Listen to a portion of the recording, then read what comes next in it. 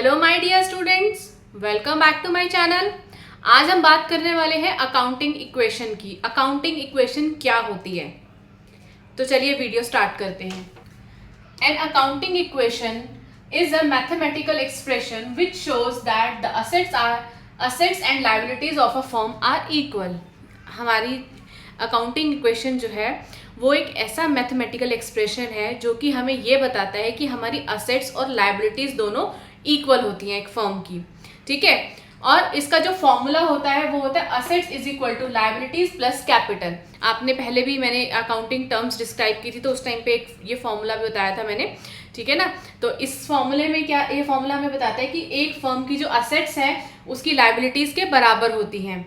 और दूसरी चीज, आपको यहाँ पर कैपिटल दिख रहा होगा, और मैंने आपको अकाउंटिंग टर्म्स जब समझाई थी तो मैंने आपको क्लियर किया था कि एक ऑनर ने अपने बिजनेस के अंदर जो भी इन्वेस्टमेंट की है वो उस बिजनेस ऑर्गेनाइजेशन के लिए एक लायबिलिटी है। जो भी वो अमाउंट इन्वेस्ट करता है एक बिजनेस के अंदर, उस बिजनेस को रन करने के लिए, वो हमारी लायबिलिटी होती है। ठीक है, लेकिन हम उसको पर्टिकुलर एक नेम से डिफाइन करते हैं, वो है कैपिटल। ठीक है, तो हमारी असेट्स और लायबिलिटीज हमेशा इक्वल है। ठीक है, उसके बाद हमारे पास सेकंड स्टेटमेंट कहती है accounting equation is also called balance sheet equation. Accounting equation को हम बैलेंस शीट इक्वेशन भी कहते हैं। समझते हैं उसको कैसे। हमारी जो बैलेंस शीट होती है वो होती है इस टाइप की।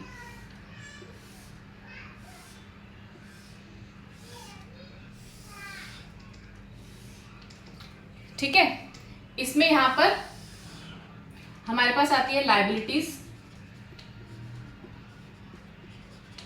इधर आता है अमाउंट, और इधर आती है हमारी असेट्स, और इधर अमाउंट।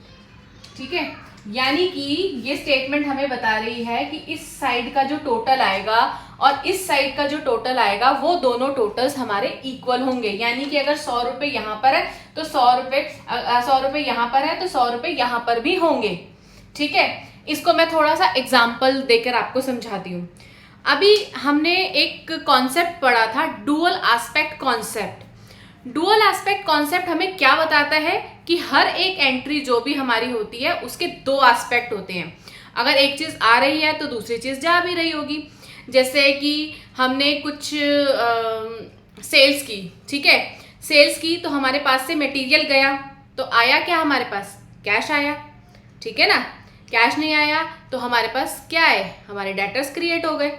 ठीक है, डेटर्स कौन होते हैं, वो लोग जिनसे हमने पैसा लेना है।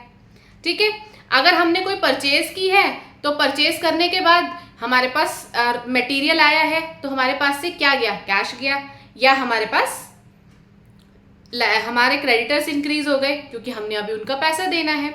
ठीक है, तो चलो इसी को अब हम लिख कर समझते हैं। ठीक है, अब एक बिजनेस ऑनर है, वो अपने साथ कैपिटल लेकर आया 1,20,000 रुपीज की।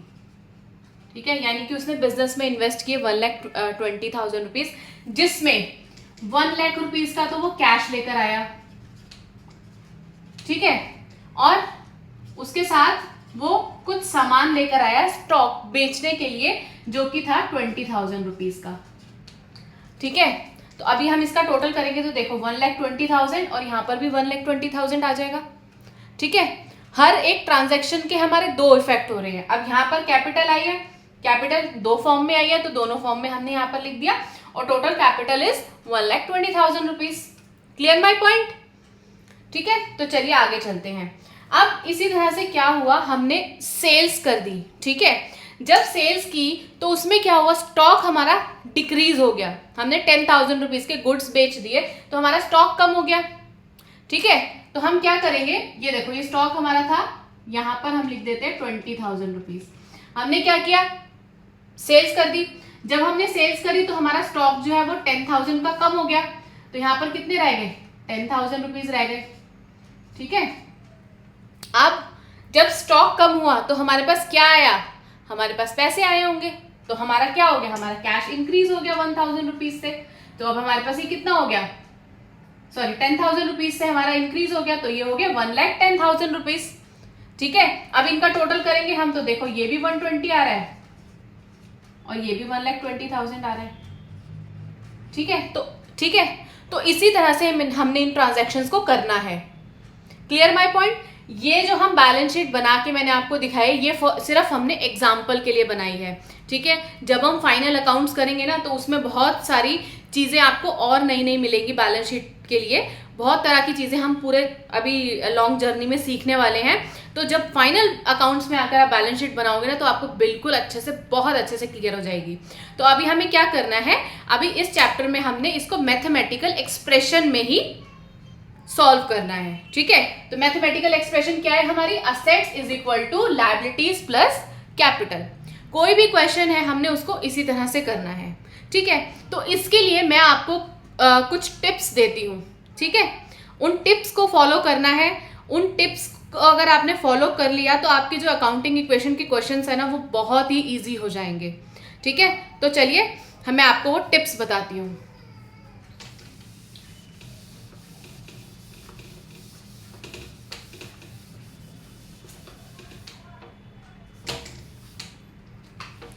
अभी मैंने आपको बताया था हर ट्रांजैक्शन के 2 इफेक्ट होते हैं, तो हमेशा 2 इफेक्ट होंगे। ठीक है, टिप्स हेडिंग डाल देते हैं यहाँ पर। फर्स्ट इज, अगर हमारे कोई एक्सपेंसेस हैं, ठीक है, एक्सपेंसेस या हमारे कुछ लॉसेस हैं, ठीक है, वो हमारे क्या हो जाएंगे, एड इनटू, सॉरी,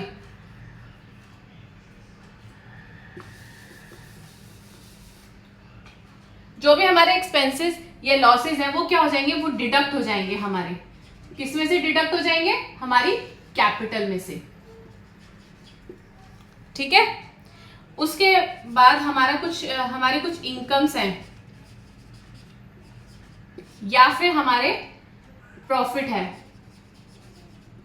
वो क्या होगा, वो हमारा ऐड हो जाएगा, एडेड टू कैपिटल। ठीक है, ये आपको ध्यान में रखना है। कोई भी हमारा एक्सपेंस आ रहा है तो उसको हम क्या करेंगे, उसको हम अपनी कैपिटल में से माइनस कर देंगे। कोई इनकम हो रही है तो वो हमारी कैपिटल में जाकर ऐड हो जाएगा। ठीक है, इतना क्लियर है। थर्ड पॉइंट लिखते हैं हम, हमारा सेल्स।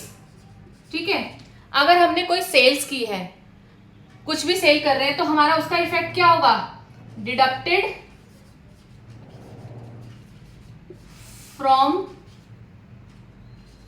स्टॉक, स्टॉक में डिडक्ट हो जाएगा, और उसके अगेंस्ट जो भी हमारा अमाउंट आया है वो हो जाएगा एडेड टू कैश। ठीक है, अब ये क्या है, ये जो दोनों ट्रांजैक्शन है ये हमारी असेट है, स्टॉक भी हमारा असेट है और कैश भी हमारा असेट है। या तो हमारे पास कैश आया, ठीक है, या तो हमारे पास डेटर्स आए। डेटर्स कौन होते हैं, मैंने आपको एक्सप्लेन किया था ना उस चैप्टर में, जो हमारा अकाउंटिंग टर्म्स थी। डेटर्स कौन होते हैं, वो पर्सन जिनसे हमने कैश लेना है, जिससे हमने पैसे लेने हैं। ठीक है, अब इसके बाद फोर्थ पॉइंट इसका कहता है कि अगर हमने कोई भी परचेजेस की हैं, उसके भी 2 इफेक्ट होंगे हमारे पास। ठीक है, परचेजेस की है तो क्या हो जाएगा, ऐड टू स्टॉक, स्टॉक में ऐड हो जाएगा। ठीक है, और डिडक्ट फ्रॉम, हमने जो भी परचेज किया है तो हमने उसके अगेंस्ट कुछ अमाउंट दिया होगा ना, हमने या तो कैश दिया होगा उसको, कैश नहीं दिया होगा तो उधार पे लिया होगा, या तो हमारा कैश इंक्रीज हो जाएगा या तो हमारा क्रेडिटर्स इंक्रीज हो जाएंगे, या तो हमारे पास कैश आएगा या हमारे पास क्रेडिटर्स आएंगे। ठीक है, तो ये 3-4 पॉइंट्स हैं जो आपको ध्यान में रखने हैं, बार बार यही चीजें यूज होंगी। ठीक है, इनको ध्यान में अगर आप रखोगे तो आप अच्छे से सारे क्वेश्चंस को कर पाओगे। ठीक है, तो चलिए मैं एक क्वेश्चन आपको करके दिखाती हूँ।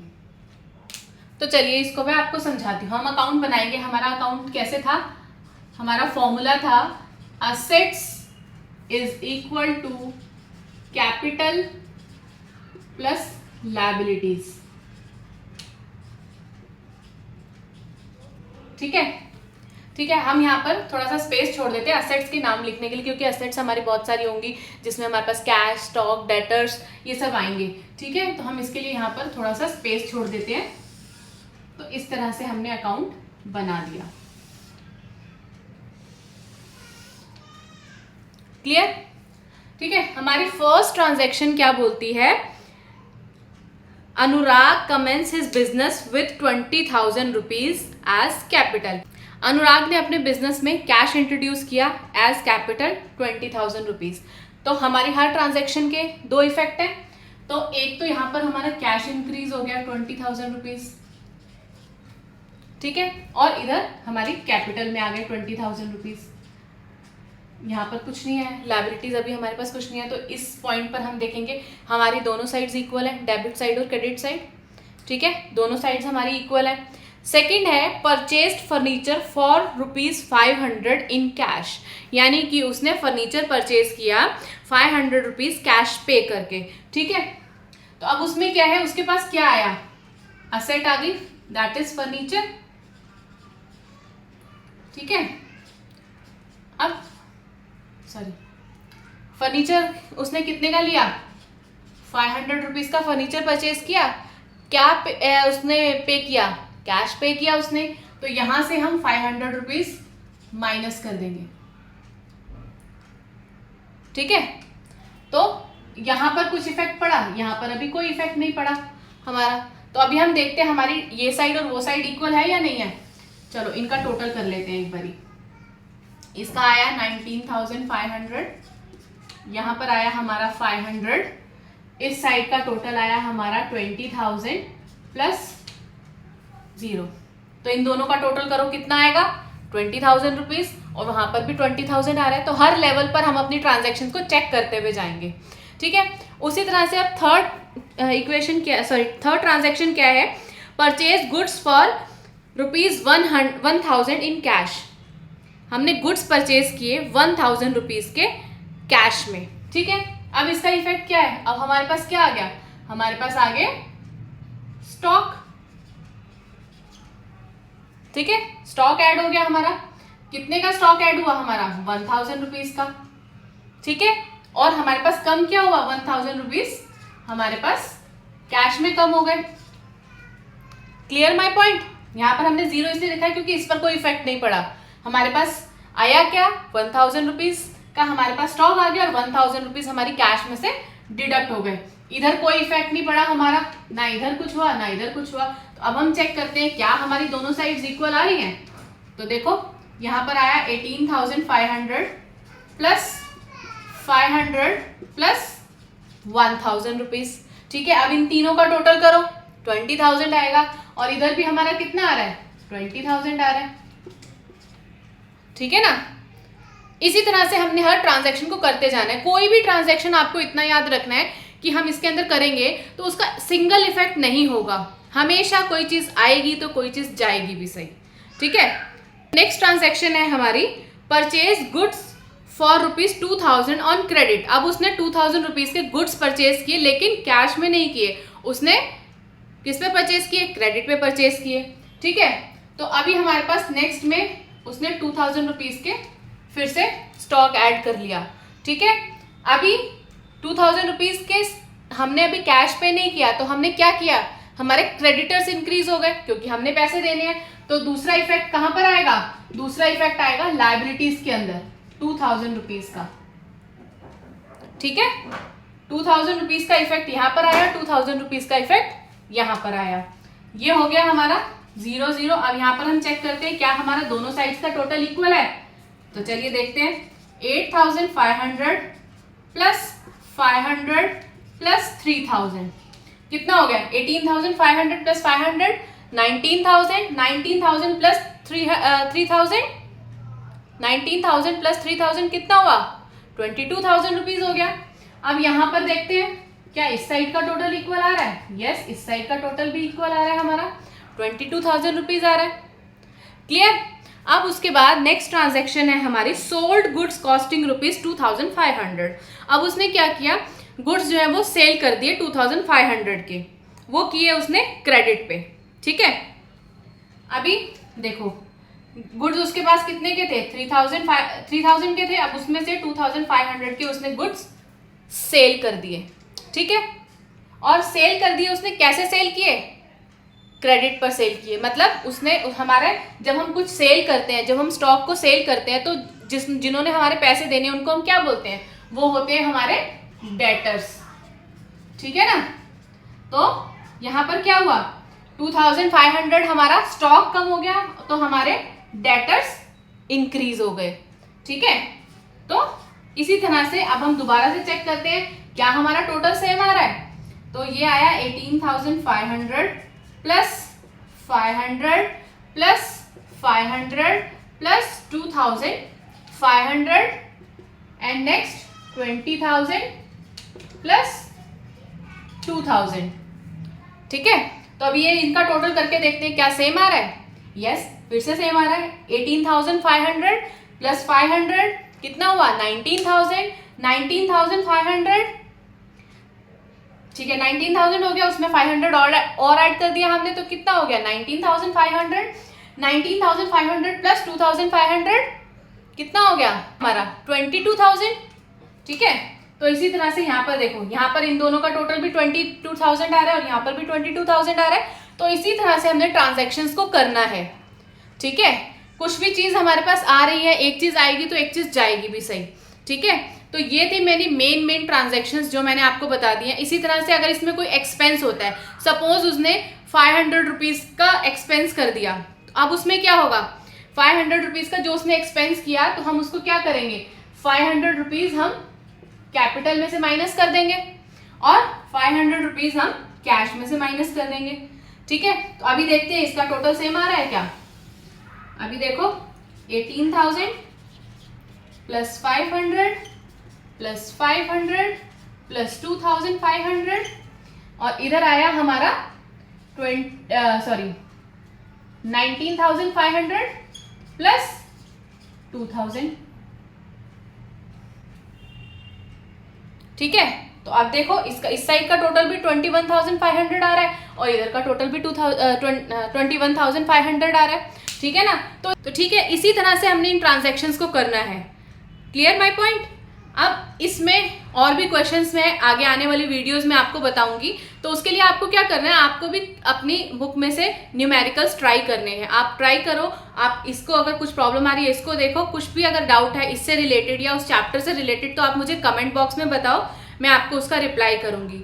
और अगर वीडियो पसंद आ रही है तो उसे लाइक करते रहना। और बच्चों, शेयर कर रहे हो ना अपने फ्रेंड्स के साथ, अपने फ्रेंड्स के साथ उसको जरूर शेयर कर देना ताकि इसका बेनिफिट सब लोगों को मिल सके। आज मैं आपको बताने वाली हूँ एग्जैक्ट किस तरह से हमें क्वेश्चन को करना है। बच्चों, इस क्वेश्चन को करने के ना हमारे 1 2 3 कई मेथड्स होते हैं, ठीक है। हर टीचर अपने अपने तरीके से करवाता है। तो अगर स्कूल में आपके टीचर ने किसी और मेथड से करवाया, किसी और फॉर्मेट में अकाउंट बनवाया हो, तो आप प्लीज उसी को फॉलो कर लेना।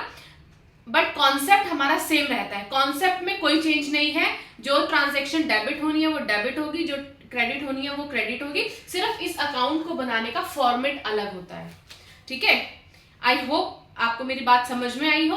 और अगर कुछ भी डाउट है आपको, तो मुझे कमेंट करके जरूर बताना, मैं आपके डाउट्स को क्लियर करूंगी उसमें, ठीक है। तो हम चलिए स्टार्ट करते हैं। मैं आपको बताती हूँ कि एग्जैक्टली आपको क्वेश्चन करना कैसे है, ठीक है। एक क्वेश्चन मैंने लिया है, क्वेश्चन मेरे सामने है, मैं बोर्ड पे आपको उसका सॉल्यूशन करके दिखाऊं। मैं आपको बताऊंगी कि इस अकाउंट को बनाना कैसे है। अब ये देखो, ये क्या है, अलग अलग कॉलम्स में मैंने उनको डिवाइड किया है। फर्स्ट कॉलम है हमारा सीरियल नंबर।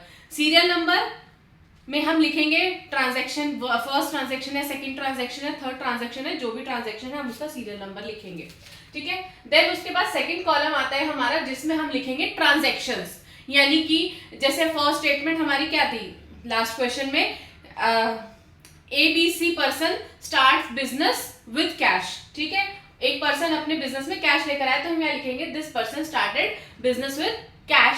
तो उसकी जो रिलेटेड एंट्रीज होंगी वो हम यहाँ पर करेंगे, ठीक है। और हमारा फॉर्मूला क्या था, हमारा फॉर्मूला था assets is equal to liabilities plus capital, ठीक है। यहाँ पे असेट्स को मैंने थोड़ा सा ऊपर लिखा है, क्यों, क्योंकि हम इसके नीचे असेट्स के नाम लिखेंगे कि कौन कौन सी असेट्स में हम अमाउंट ऐड कर रहे हैं या हम उसमें से डिडक्ट कर रहे हैं, ठीक है। तो इस तरह से हम फॉर्मेट को बनाएंगे। जो मैंने आपको लास्ट टाइम समझाया था उसमें मैंने ट्रांजैक्शंस वाला कॉलम नहीं बनाया था, सिर्फ आपको यही असेट्स और लायबिलिटीज कैसे कैसे ट्रांजैक्शन होनी है कॉन्सेप्ट क्लियर कर दिया था मैंने। ठीक है, तो चलिए अब हम एक क्वेश्चन लेके उसको सॉल्व करते हैं। तो फर्स्ट ट्रांजैक्शन है हमारी स्टार्टेड बिजनेस विद कैश ₹70,000। तो अब हम यहां पर क्या लिखेंगे, serial number 1 started business with cash. अब यहां पर आप अमाउंट लिखना चाहो तो लिख सकते हो, नहीं लिखना चाहो तो दैट इज ओके। ठीक है, तो अब इसमें क्या है, बिजनेस स्टार्ट किया कैश से, तो हमारे पास सबसे पहले क्या आया, हमारे पास आई कैपिटल कितनी, 70,000 रुपीज की। ठीक है ना, और किस फॉर्म में आई है हमारे पास, कैश की फॉर्म में आई है। तो हम यहाँ पर क्या करेंगे, कैश वाले कॉलम में 70,000 रुपीज लिख देंगे। कैश क्या है, हमारी असेट, तो यहां पर हमने कैश का कॉलम बना दिया एक, और यहां पर हमने लिख दिया 70,000 रुपीज। ये लाइन भी मैंने सिर्फ आपको समझाने के लिए ड्रॉ की है। अगर आप ये कॉलम अलग से नहीं बनाना चाहते, आप खाली असेट्स को एक ही बार लिखो तो भी आपका चलेगा। ठीक है, तो इसमें कोई हार्म नहीं है अगर आपने यहाँ लाइन डाल दी है या नहीं डाली है, बट आपको करना क्या है, जो आपके स्कूल में टीचर ने आपको जिस तरह से फॉर्मेट बनाने को बोला है आपको वही फॉर्मेट बनाना है। बिकॉज बहुत सारे टीचर्स ऐसे हैं कि जो फॉर्मेट के मार्क्स डिडक्ट कर लेते हैं। ठीक है ना, तो उसमें क्या है, आपको कॉन्सेप्ट क्लियर होना चाहिए। आप फॉर्मेट कोई भी बना लोगे, ठीक है, जो फॉर्मेट आपके टीचर ने आपको बनवाया आप वही फॉर्मेट बना के चलो। ठीक है, तो चलो अब हमने यहाँ पर स्टार्टेड बिजनेस विद कैश, इसकी ट्रांजैक्शन हमने कर दी, तो इससे हमारा असेट्स में फर्क पड़ा, असेट्स इंक्रीज हो गई 70,000 की। ठीक है, और इधर इस साइड पे हमारी कैपिटल इंक्रीज हो गई 70,000 की, यानी कि लायबिलिटीज में हमारा कोई फर्क नहीं पड़ा। ठीक है, सेकेंड ट्रांजैक्शन है credit purchase of goods 18,000 rupees, यानी 18,000 रुपीज के गुड्स जो है हमने परचेज किए हैं, कैसे, क्रेडिट में परचेज किए हैं। ठीक है, अब इसमें मुझे बताओ आप, अगर हम क्रेडिट में परचेज कर रहे हैं उसका क्या मतलब है कि हमने गुड्स तो आ गए हमारे पास लेकिन पैसे नहीं गए। अगर पैसे नहीं गए और हमने अभी देने हैं तो वो क्या क्रिएट हो जाएंगे, हमारे क्रेडिटर्स क्रिएट हो जाएंगे। क्रेडिटर्स कौन लोग होते हैं, वो लोग जिनसे हमने उधार पे माल लिया है। ठीक है, अगर आपको कभी भी डेटर्स और क्रेडिटर्स में कोई कंफ्यूजन हो ना, तो मैं आपको एक बड़ी अच्छी सी हिंट देती हूँ, उससे आपको अच्छे से याद रहेगा सब कुछ। जैसे आप याद रखो कि आपने बैंक से लोन लिया है, ठीक है, तो बैंक क्या है, क्रेडिटर है, आपने बैंक को पैसा देना है, बैंक क्रेडिटर है। तो आप याद रखो कि जिसको भी आपने पैसा देना है वो क्रेडिटर है। आप हिंट अपने दिमाग में रखो कि बैंक क्या है, बैंक को क्या है, हमने पैसे देने हैं तो बैंक हमारा क्रेडिटर है। अब हमने किसी से सामान खरीदा और उसको पैसे देने हैं तो वो भी हमारा क्रेडिटर हो गया। क्यों, क्योंकि जिसको हमने पैसे देने हैं, उधार पे सामान दिया, वो क्रेडिटर है हमारा। ठीक है, जिससे हमने लेना है वो डेटर हो गया। अगर आपने क्रेडिटर की हिंट को दिमाग में रखा कि हमारा क्रेडिटर कौन है, तो बिल्कुल उसका अपोजिट आप डेटर्स भी याद रहेगा आपको। ठीक है, ये छोटी छोटी सी हिंट्स मैं आपको हर चैप्टर में, हर जगह पर जहां पर भी यूजफुल होंगी ना, वो सब दूंगी मैं, जिससे कि हमेशा आपको ट्रांजैक्शंस याद रहेंगी और आपकी ट्रांजैक्शंस गलत होने के चांसेस बहुत कम हो जाएंगे। ठीक है, तो चलिए सेकंड ट्रांजैक्शन क्या थी, credit purchase of goods ₹18,000। Second transaction में उसने क्या किया, गुड्स परचेज कर लिए, परचेज्ड गुड्स ऑन क्रेडिट। ठीक है, ये तो ट्रांजैक्शन थी, हमारे क्वेश्चन में दे रखी होती है ट्रांजैक्शन, वो मैंने लिख दी। ठीक है, अब हमारे पास यहाँ पर गुड्स आए हैं तो हम यहाँ पर क्या लिखेंगे, हमारा स्टॉक इंक्रीज होगा, तो यहाँ पर हम स्टॉक लिख देते हैं।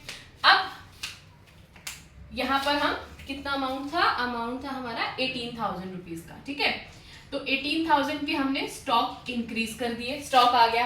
अब स्टॉक आया है, पैसे तो गए नहीं, अब हमारे पास क्या इंक्रीज हो गए, हमारे क्रेडिटर्स इंक्रीज हो गए, और क्रेडिटर्स कौन है, लायबिलिटीज में आते हैं हमारे। ठीक है, अब यहाँ पर हम 18,000 रुपीज अपने क्रेडिटर्स, अपने लायबिलिटीज कॉलम में ऐड कर देंगे। ठीक है, अब यहाँ पर आया हमारा प्लस, इससे कैपिटल में तो कोई फर्क नहीं पड़ा, ठीक है। तो हम इसको क्या करेंगे, हर एक स्टेप में हमने यहाँ पर चेक करते हुए चलना है कि क्या हमारा दोनों साइड का टोटल सेम आ रहा है या नहीं आ रहा। अब यहाँ देखो, यहाँ इसका टोटल आया 70,000 प्लस 18,000, यहाँ पर प्लस का साइन भी डालेंगे, ठीक है ना। ठीक है, तो ये आया 18,000 इज इक्वल टू 18,000 प्लस 70,000। अब इन दोनों का टोटल कर लो और इन दोनों का टोटल कर लो, दोनों का सेम आएगा, ठीक है। थर्ड ट्रांजैक्शन है हमारी payment made to creditors in full settlement 17,500, यानी कि हमने अपने क्रेडिटर्स को पूरी पेमेंट दे दी और उनसे क्या ले लिया, उनसे ले लिया हमने डिस्काउंट। तो इस ट्रांजैक्शन को हम कैसे लिखेंगे, सबसे पहले तो हम पेमेंट दे रहे हैं तो हमारा क्या डिक्रीज हो जाएगा, हमारा कैश डिक्रीज हो जाएगा। तो हम क्या करते हैं, यहाँ पर हम कैश को डिक्रीज कर लेते हैं। पहले हमने यहाँ पर ट्रांजैक्शन को लिखना है, ठीक है। तो ट्रांजैक्शन हमारी क्या है, payment made to creditors in full settlement,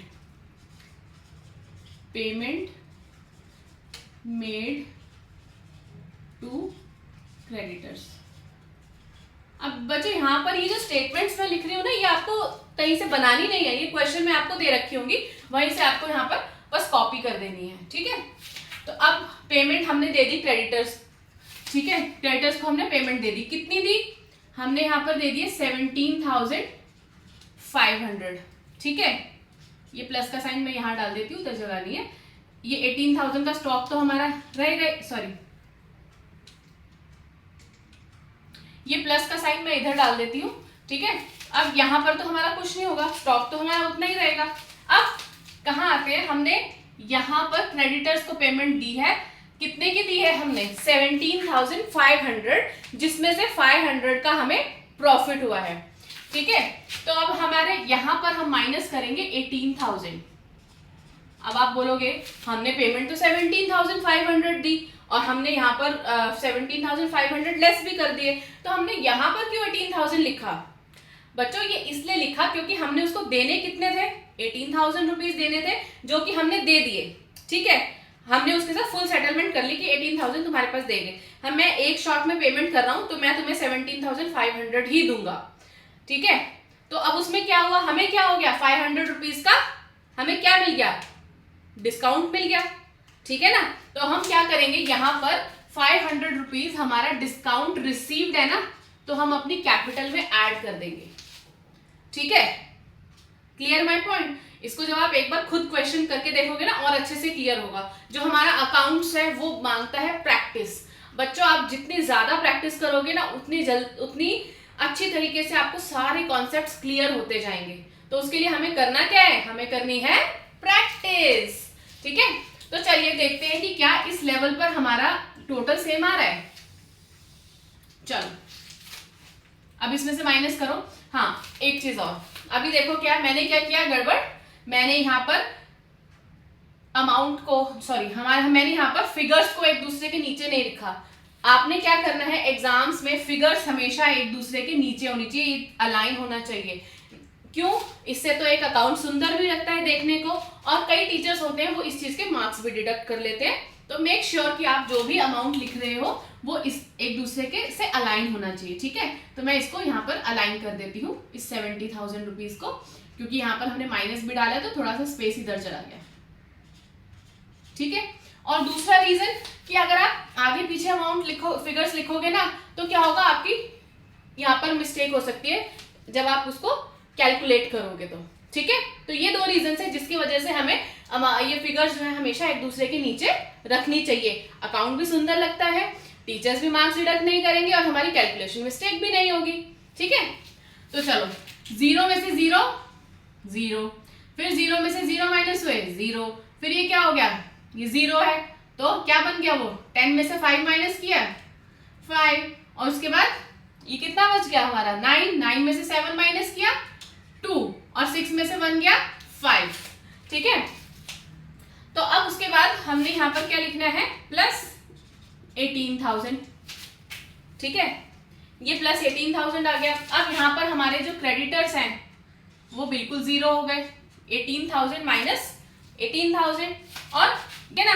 तो तो अब ये प्रॉफिट था तो हम इसको ऐड कर देंगे, तो ये कितना हो जाएगा 70,500 रुपीज। तो अब हम इन दोनों का टोटल कर लेते हैं और इसका टोटल देखते हैं क्या हमारा मैच कर रहा है। तो ये हम रफ में करके देखेंगे, ठीक है। तो मेरे पास तो यहाँ पर स्पेस नहीं है तो मैं इसलिए रफ वर्क भी यहीं पर कर रही हूँ। देखो 5250 और 18,000 इन दोनों को ऐड कर दो, 0 0 5 10 7 70,500 आ गया हमारा, और ये देखो 70,500 आ रहा है हमारा, ठीक है ना। तो यहाँ पर इस स्टेप पे हमारा जो कैलकुलेशन है वो मैच कर गई, हमारी assets is equal to liabilities plus capital हो गई, ठीक है।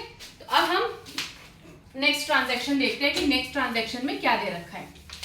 नेक्स्ट ट्रांजैक्शन है हमारी purchase of machinery for cash 20,000। अब हमने क्या किया, मशीनरी परचेज कर ली, ठीक है। तो मशीनरी क्या है हमारी, मशीनरी है हमारी असेट, तो हम यहाँ पर लिख देते हैं मशीनरी, ठीक है।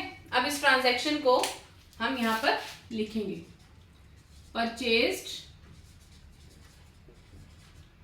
मैं शॉर्ट फॉर्म में लिख रही हूँ मशीनरी फॉर कैश, ठीक है। हमने मशीनरी को परचेज कर लिया कैश में, कितने अमाउंट से 20,000 रुपीज का, ठीक है। तो हमारे पास यहाँ पर क्या इफेक्ट पड़ा, 20,000 एक तो यहाँ इंक्रीज हो गया, ठीक है, क्योंकि हमारी मशीनरी आ गई, और 20,000 कैश में से डिडक्ट हो गया, क्यों, क्योंकि हमने कैश में परचेज किया। तो हम यहाँ पर क्या करेंगे, यहाँ पर 20,000 रुपीज माइनस कर देंगे, ठीक है। तो अब उसका यहाँ पर कोई इफेक्ट नहीं पड़ा, ठीक है। तो यहाँ पर हमने लिख दिया 0 0 0। अब हम फिर से नेक्स्ट स्टेप में आते हैं, तो इसको चेक कर लेते हैं इसकी कैलकुलेशन को। तो हमने 52,500 में से 20,000 माइनस किया तो हमारा आ गया 32,500, ठीक है, plus 18,000 plus 20,000 is equal to 0 plus 70,500। अब हम क्या करेंगे, हम इनका टोटल करके देख लेते हैं क्या ये 70,500 आएगा या नहीं आएगा।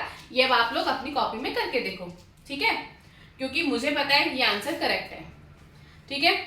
अब उसके बाद एक ट्रांजैक्शन हमारी आती है इंट्रोड्यूस्ड कैपिटल फॉर ₹20,000, ठीक है। अब उसने क्या किया, दोबारा से कैपिटल इंट्रोड्यूस कर ली, तो उसको हम क्या बोलते हैं, एडिशनल कैपिटल, ठीक है। तो फिफ्थ ट्रांजैक्शन है हमारी इंट्रोड्यूस्ड एडिशनल कैपिटल, ठीक है, introduced additional capital.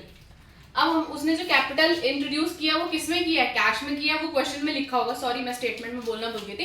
Introduced cash as additional capital, ठीक है। तो हम क्या करते हैं, 20,000 रुपीज वो कैपिटल लेकर आया है, तो हमने क्या किया, कैश में फिर से 20,000 रुपीज ऐड कर दिए, ठीक है। और हमारे 20,000 यहाँ पर कहाँ ऐड हो जाएंगे, हमारी कैपिटल में, क्यों, क्योंकि हमारी जो कैपिटल है वो इंक्रीज हो गई है। इसका यहाँ पर कोई इफेक्ट नहीं पड़ा, यहाँ पर भी कोई इफेक्ट नहीं पड़ा। तो हम क्या करते हैं, फिर से हम इनका टोटल करके देखते हैं, ठीक है। ये आ गया 52,500 plus 18,000 plus 20,000 is equal to 0 plus 90,500। अब आप इन तीनों का टोटल करके देखो क्या वो 90,500 आ रहा है, और मुझे कमेंट करके बताओ क्या आपका आंसर करेक्ट आया या नहीं आया, ठीक है।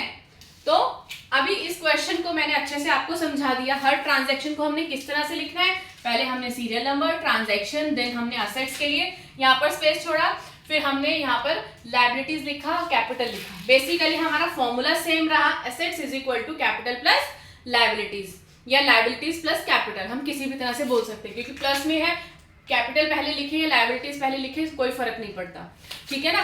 तो इस तरह से इस फॉर्मेट से मैक्सिमम टीचर्स जो है वो बच्चों को क्वेश्चन करने के लिए बोलते हैं। तो मैंने आपको यही फॉर्मेट बताया है, ठीक है।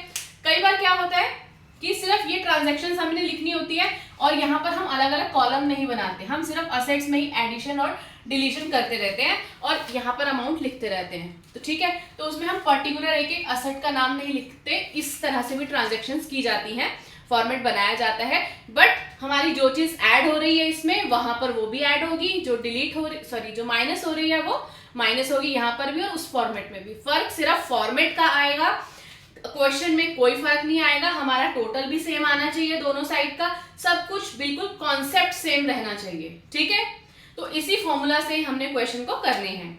और आप बताओ मुझे, आपको मेरी वीडियो कैसी लग रही है, और अगर मेरी वीडियो पसंद आई है तो उसे क्या करना है, हमने लाइक और अपने फ्रेंड्स के साथ शेयर जरूर करो बच्चों, ताकि उसका बेनिफिट और भी बच्चों को मिल पाए। और अगर चैनल को अभी तक सब्सक्राइब नहीं किया है तो सब्सक्राइब, नीचे दिया हुआ सब्सक्राइब का बटन। ठीक है, बताने वाली फॉर्मूला बेस्ड क्वेश्चंस। ये छोटे छोटे क्वेश्चंस होते हैं जो कि कभी कभी 1 नंबर 2 नंबर के एग्जाम्स में आते हैं, ठीक है। तो इसके लिए आपको पूरा फुल फ्लैश क्वेश्चन करने की जरूरत नहीं है, आपको सिर्फ फॉर्मूला को समझना है और उसी फॉर्मूला से हमें सॉल्व करके आंसर देना है। तो कैसे करते हैं, चलिए देखते हैं। हमें ये फॉर्मूला दे रखा है, assets is equal to capital plus liabilities. हमें पता है ये हमारा एक फॉर्मूला होता है, ठीक है ना। इसी तरह से अगर हमें इसमें बोल दिया जाए कि आप कैपिटल की वैल्यू फाइंड आउट करो, तो आप कैसे फाइंड आउट करेंगे कैपिटल की वैल्यू। कैपिटल की वैल्यू को फाइंड करने के लिए आपको असेट्स की वैल्यू दी होगी और लायबिलिटीज की वैल्यू दी होगी, तो वो आपको पता होना चाहिए, तो आप कैपिटल की वैल्यू फाइंड आउट कर लोगे। जैसे मैथ्स में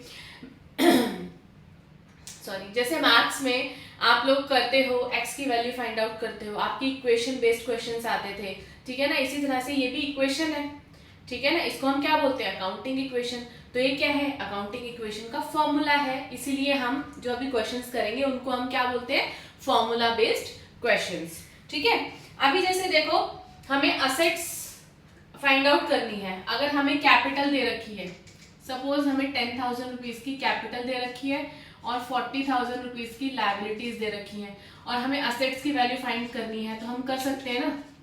तो ये हो गई हमारी असेट्स की वैल्यू, ये फॉर्मूला पुट किया हमने, और हमारे पास असेट्स की वैल्यू आ गई, ठीक है ना।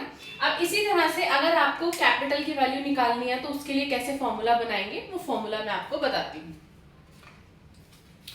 तो ध्यान से देखना बोर्ड पे। अभी देखो, हमें दे रखा है assets is equal to capital plus liability. Suppose हमें लायबिलिटीज की वैल्यू निकालनी है, ठीक है ना। तो लायबिलिटीज को हम यही रख देते हैं, लायबिलिटीज यही रह गया। असेट्स हमारा इस साइड पर है ही है, ठीक है ना। अभी कैपिटल है, इक्वल टू का साइन है बीच में, तो वो कहाँ जाएगा, इधर आएगा, तो वो क्या हो जाएगा, माइनस हो जाएगा, ठीक है ना। तो हमें फॉर्मूला एक नया फॉर्मूला मिल गया, liabilities is equal to assets plus capital. आप इसको घुमा के भी लिख सकते हो, मैं इसको प्रॉपर तरीके से लिख देती हूँ, ये मैंने ऊपर आपको समझाने के लिए बताया, ठीक है ना। Liabilities is equal to assets minus capital. अभी बताओ, इसमें कोई कंफ्यूजन आपको? कोई कंफ्यूजन नहीं, क्योंकि मैथ्स में आप ये ऑलरेडी पढ़ चुके हो, ठीक है ना। हमें बस क्या करना है, हमें प्रैक्टिस करनी है, हमें ध्यान देना है, क्वेश्चन को समझना है। अगर क्वेश्चन समझ में आ गया तो हमारा आंसर करेक्ट हो जाएगा। और अकाउंट्स में तो हमें वैसे भी फुल मार्क्स मिलते हैं अगर हमारा क्वेश्चन करेक्ट होगा। इसमें तो कोई मार्क्स डिडक्ट होने के चांसेस ही नहीं है, हमारा आंसर करेक्ट आ रहा है तो, ठीक है ना। कोई स्पेलिंग मिस्टेक नहीं, कोई कैलकुलेशन मिस्टेक नहीं करोगे, आंसर करेक्ट आ गया, ठीक है ना। अभी ये बन गया हमारा फॉर्मूला, ठीक है, एक ये फॉर्मूला हमारा बन गया। अभी इसी तरह से हमने कैपिटल की वैल्यू फाइंड आउट करनी है, ठीक है ना। तो हम कैपिटल को इधर ही रहने देते हैं,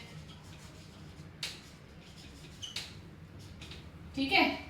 असेट्स हमारी यहां पर है ही है, माइनस लायबिलिटीज।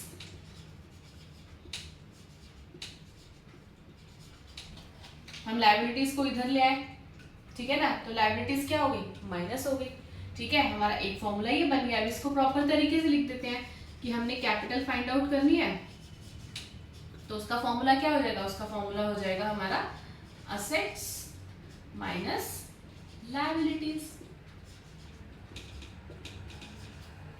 ठीक है ना। एक फॉर्मूला ये हो गया, कोई रॉकेट साइंस नहीं है, हमें बस पहला फॉर्मूला पता होना चाहिए। अगर हमें पहला फॉर्मूला पता है तो हमारे ये दो फॉर्मूला भी करेक्ट हो जाएंगे। एक ये फॉर्मूला बन गया, एक ये तो है ही, और एक ये फॉर्मूला हमारा बन गया, ठीक है ना। तो इस तरह से हमें कोई भी वैल्यू दे रखी हो, किसी भी चीज को फाइंड आउट करना हो, हम कर सकते हैं, ठीक है ना। तो चलिए मैं आपको एक क्वेश्चन करवाती हूँ, उससे हमें और अच्छे से क्लियर हो जाएगा। तो मैं मेन फॉर्मूला लिखा रहने दूंगी और इन दोनों को मैं इरेज कर लेती हूँ। आप उसका स्क्रीनशॉट ले लो या अपनी नोटबुक में पॉज करके वीडियो को लिख लो, ताकि आपको कोई कंफ्यूजन ना रहे, ठीक है।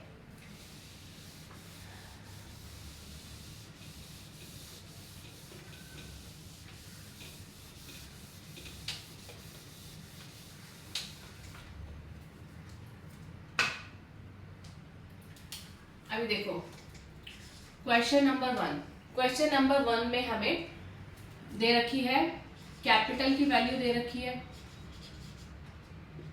1,10,000 रुपीज, कुछ भी वैल्यू ले लेते, फॉर एग्जांपल मैं आपको दे रही हूँ, ठीक है। और असेट्स की वैल्यू हमें दे रखी है 20 लाख।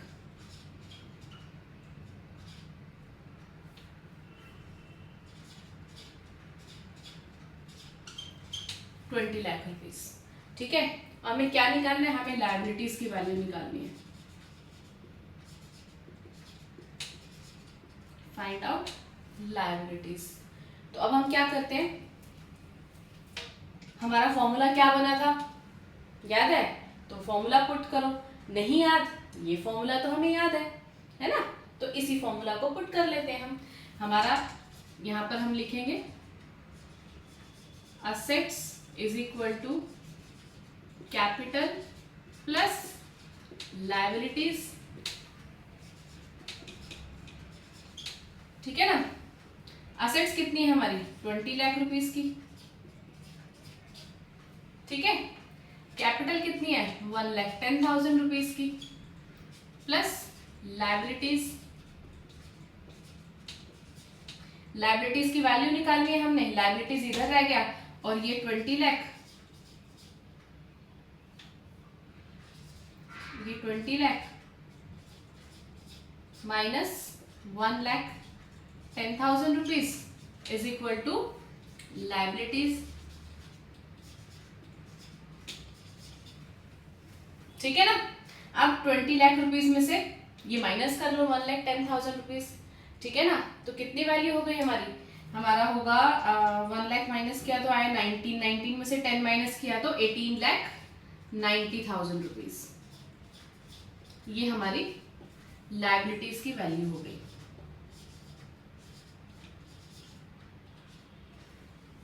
ठीक है ना। तो ये आ गया हमारा आंसर। कोई रॉकेट साइंस नहीं है, कुछ नहीं करना, इसी फॉर्मूला को इधर उधर करना है और उससे हमारा क्वेश्चन सॉल्व हो जाएगा, ठीक है। अभी ये तो था सिंपल क्वेश्चन जिसमें हमें कैपिटल दे रखी थी, हमें असेट्स की वैल्यू दे रखी थी, तो लायबिलिटीज हमें फाइंड आउट कर दी थी, ठीक है। अभी एग्जाम्स में कुछ क्वेश्चंस ऐसे आते हैं जिसके अंदर हमें असेट्स की एक्चुअल वैल्यू नहीं दे रखी होती, क्या है, असेट्स के नाम दे रखे होते हैं। जैसे सपोज आपको दे रखा है 5 लाख रुपीज कैश है हमारे पास, 6 लाख रुपीज के हमारे पास डेटर्स हैं, 1 लाख का फर्नीचर है। अब उससे हमें क्या करना होगा, उससे हमें पहले असेट्स की वैल्यू फाइंड आउट करनी होगी, ठीक है ना। और उसी तरह से आपको निकालना क्या होगा उसमें, सपोज उस क्वेश्चन में आपको कैपिटल फाइंड आउट करने के लिए दे रखा है, तो पहले हमने असेट्स की वैल्यू निकाली, लायबिलिटीज की वैल्यू हमें दे रखी होगी, नहीं दे रखी होगी तो इसी तरह से लायबिलिटीज का भी हमें बाइफर्केशन दिया होगा कि हमारे क्रेडिटर्स इतने, हमारे लोन इतने हैं, तो हमें उससे लायबिलिटीज की वैल्यू निकालनी है। देन उसके बाद हम फिर ये वाला फॉर्मूला पुट करके हम इसको सॉल्व करेंगे और आंसर निकाल देंगे, कैपिटल की वैल्यू आ जाएगी, ठीक है ना। तो एक क्वेश्चन मैं आपको और करके दिखाती हूँ और अच्छे से क्लियर होगा, जिसके अंदर आपको डायरेक्ट ये वैल्यूज नहीं दे रखी है, आपको ये वैल्यूज पहले फाइंड आउट करनी है, फिर उसके बाद आप इस फॉर्मूला को पुट करके आप ये क्वेश्चन सॉल्व कर सकते हो, ठीक है। तो चलिए नेक्स्ट क्वेश्चन स्टार्ट करते हैं, ठीक है। सेकंड क्वेश्चन में हमें क्या दे रखा है, हमें कैपिटल गिवन है, ठीक है। कैपिटल की वैल्यू दे रखी है 4 लाख रुपीज, ठीक है। उसके बाद क्रेडिटर्स हमें गिवन है, हमें दे रखी है क्रेडिटर्स की वैल्यू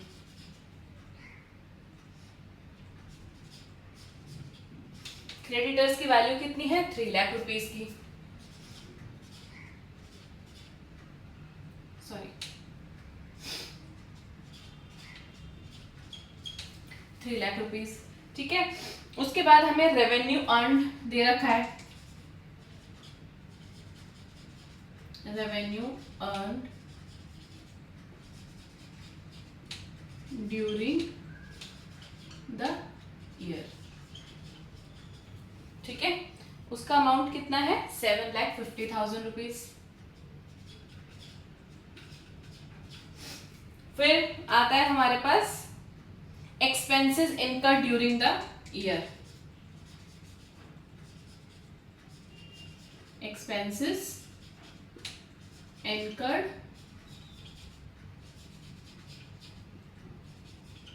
ड्यूरिंग द ईयर। कितना अमाउंट है, अमाउंट है 2 लाख रुपीस। ठीक है, ठीक है, अब हमें इसमें निकालना है, हमें असेट्स फाइंड आउट करनी है। ठीक है, अब लिख देते हैं हम असेट्स, क्या फाइंड आउट करना है, असेट्स फाइंड आउट करना। अब इस क्वेश्चन में हमें कैपिटल गिवन है, क्रेडिटर्स गिवन है, रेवेन्यू गिवन है और एक्सपेंसेस गिवन है। ठीक है ना, अब हमें फाइंड आउट करनी है असेट्स। तो हम क्या करेंगे, मैंने आपको जब अपना अकाउंटिंग इक्वेशन का पार्ट 1 मैंने बनाया था, तो उसमें मैंने आपको कुछ हिंट्स दी थी कि अगर वो हिंट्स आप अपने माइंड में रखोगे तो आपके लिए बहुत इजी हो जाएगा इन क्वेश्चंस को करना। ठीक है ना, तो हमें पता है हमारा जो revenue earn during the year होता है, जो भी हम रेवेन्यू अर्न कर रहे हैं, यानी पैसा हमारे पास आ रहा है, उसको हम क्या करेंगे, अपनी कैपिटल में ऐड कर देते हैं, और जो एक्सपेंसेस होते हैं उनको क्या करते हैं, उनको हम कैपिटल में से डिडक्ट कर देते हैं, यानी माइनस कर देते हैं। तो सबसे पहले हम इसमें क्या निकालते हैं, कैपिटल निकाल लेते हैं, हमारी कैपिटल कितनी होगी। तो कैपिटल की वैल्यू निकालने के लिए हम यहाँ पर लिखेंगे capital is equal to 4 lakh, ठीक है, प्लस 7,50,000 जो हमारी रेवेन्यू है उसको हमने ऐड कर दिया, और जो भी हमारे एक्सपेंसेस हैं उनको हम लेस कर देंगे। ठीक है, अब इनको सॉल्व करते हैं, कितना आ गया, 4 लाख प्लस 7,50,000, 11,50,000 माइनस 2 लाख। ठीक है, अब 11,50,000 में से 2 लाख माइनस कर देते हैं, हमारा कितना आएगा, 9,50,000। ठीक है, अब हमें कैपिटल की वैल्यू पता चल गई, और क्रेडिटर्स क्या है, वो हमारी लायबिलिटी है, तो हमें क्या निकालना है, हमें असेट्स निकालनी है। तो हम यहाँ पर क्या करेंगे, असेट्स का फॉर्मूला लगा देंगे direct, assets is equal to capital plus liabilities.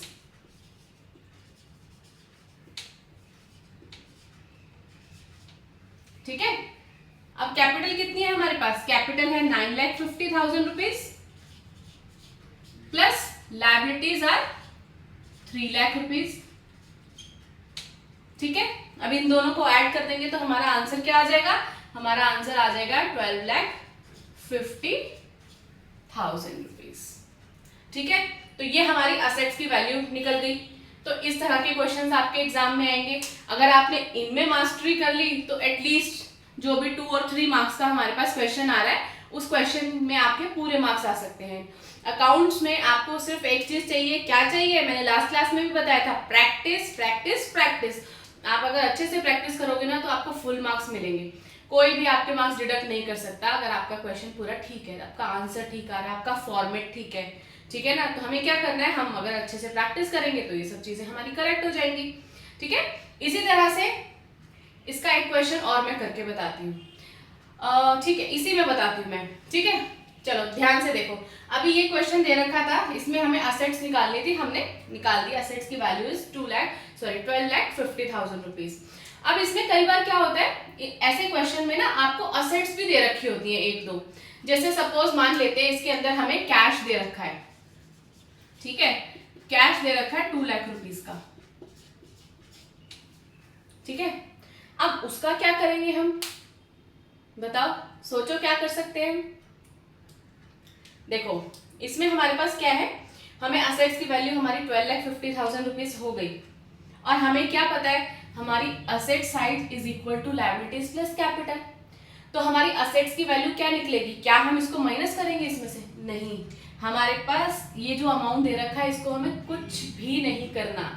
हमारे पास हमें, क्योंकि असेट्स, जो हमारी असेट्स की वैल्यू आई है ना 12,50,000 रुपीज, उसमें ये 2 लाख रुपीज ऑलरेडी एडेड है, क्योंकि हमें क्या पता है, assets is equal to capital plus liabilities. ये तो सिर्फ एक असेट की वैल्यू ही तो दे रखी है, वो इसमें इंक्लूड होगी, क्योंकि हमने यहाँ पर क्या निकाला है, हमने यहाँ पर निकाली है टोटल असेट्स।